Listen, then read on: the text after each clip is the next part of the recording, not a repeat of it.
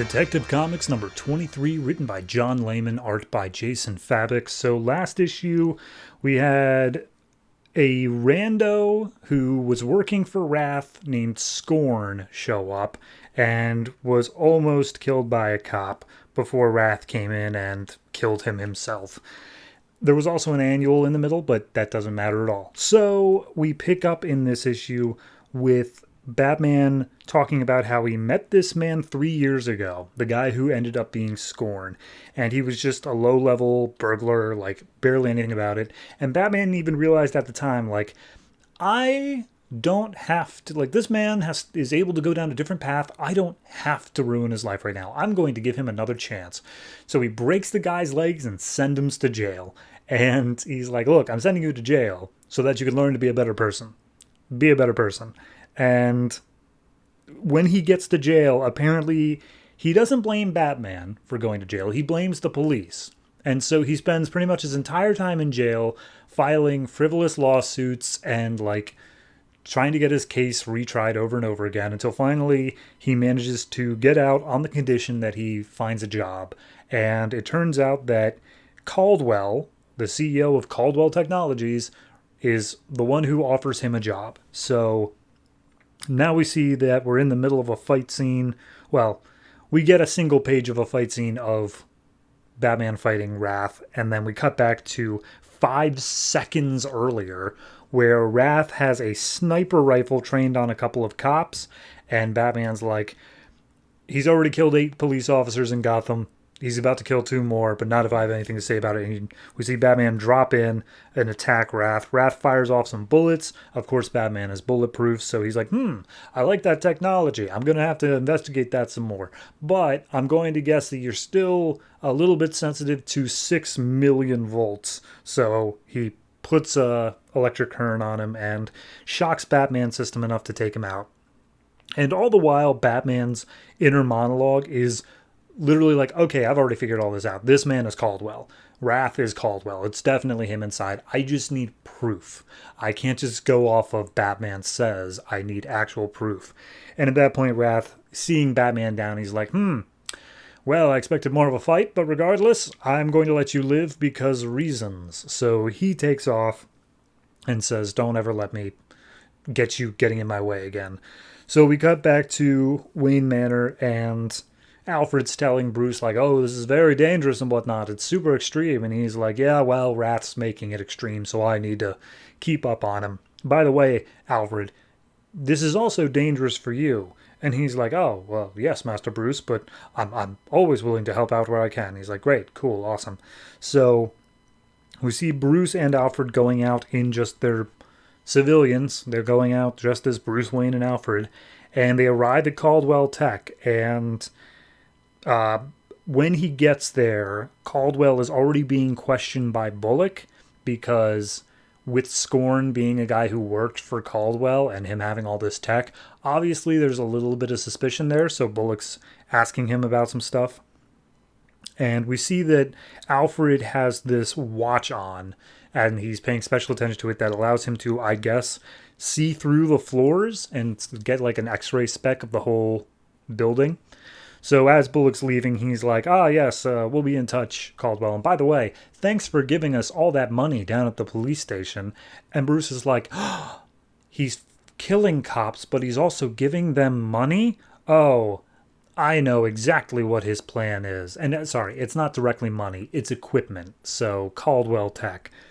So anyway, Bruce talks to Caldwell, and Caldwell's like, oh, hey, you finally reconsidered. You're going to sell Wayne Enterprises to me? And he's like, no, I came down to tell you specifically I'm not going to do that. And Caldwell's like, that seems stupid. If you're going to come down, then you're at least a little bit interested in what I have to say. Come on and walk with me. And as they start to walk, Bruce is like, Pennyworth, you can stay behind. And Alfred's like, oh, yes, Master Bruce, of course. So everyone else makes their way deeper into the building. And we reach, it's a gym that has a dojo fighting rink that dangles off the side of the building, like many, many stories up in the air. And he says, Bruce, I hope you'll indulge me. I need my workout today, and this is how I negotiate. So we see them bow to each other, and they start fighting.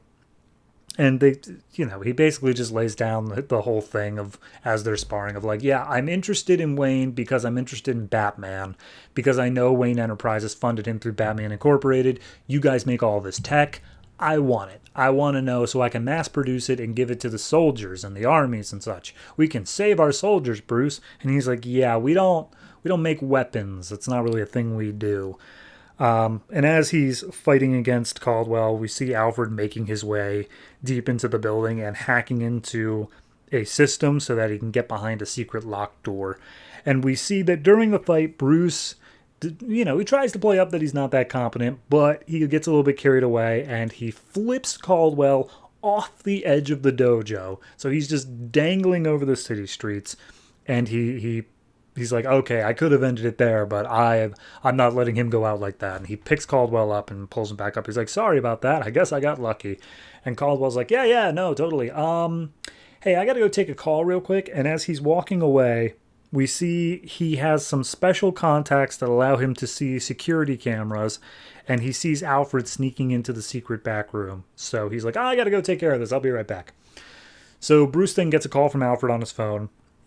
And Alfred's like, sir, you said you believe that Caldwell was Wrath. Yeah, that's definitely the case. But also, he's not looking for just a fight. He's looking to start a war. And we see behind the secret door is just an entire militia's worth of like aircrafts and tanks and warthogs and such like that. And Wrath shows up behind Alfred and he's like, yeah, I am. And you know what? The whole reason that I wanted Wayne here is that I figured that he would have the link to Batman. But you're actually the one who's like doing the dirty work. That's crazy. So he smacks down Alfred. We see that the secretary who's watching over Bruce also has a gun potentially trained on him. And Alfred is torn up by Wrath, and we see on all the monitors, all the cops that are wearing Caldwell's tech all start falling one by one, and he's like, yes, I've brought the police to their knees. Now it's time for an all-out assault. And he commands the secretary to take out Bruce. Bruce, of course, already dropped her. He's climbing into the bat jet, and Wrath takes Alfred's communicator. He's like, give me that. Hey, is Batman on the other side of this? And he's like, yeah, I am. And he's like, cool, let's fight it out. So, next issue, they fight it out. I'm okay with this. I think it's an accelerated plot, but I'm still all right with how it's paced in this regard. It is kind of weird, though, that we go into this and it's just all cards on the table. Bruce has figured it out, which, I mean, Detective Comics, I don't have a problem with him knowing the answer going into it, but it's weird that, like, unless they're going to really swerve me next issue, it's weird that they're just giving this away. Like, this seems like the sort of thing that should have been revealed at the end of this issue, but instead at the beginning, he's like, it's definitely Caldwell. I have no doubts about it. And it just kind of takes away from the punch of the end of the issue, you know? But I guess we didn't have any better reason to get him to meet back up with Caldwell if he didn't have suspicions. So, I don't know. This could have used a little bit of restructuring now that I'm talking about it, but it's fine as it is.